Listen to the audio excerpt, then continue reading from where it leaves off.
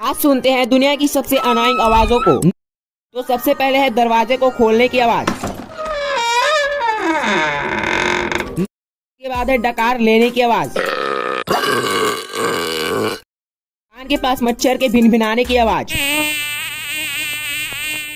राटे की आवाज। एक फीमेल के चिल्लाने की आवाज। इससे भी ज्यादा अनोइंग होता है बच्चे के रोने की आवाज। ब्लैक बोर्ड के ऊपर नाखून को खरोचना। इसके बाद है खाने को चप चप करके चबाने की आवाज। ये वाला तो आपने बचपन में सुना ही होगा, जो है साइकिल के रिंग की आवाज।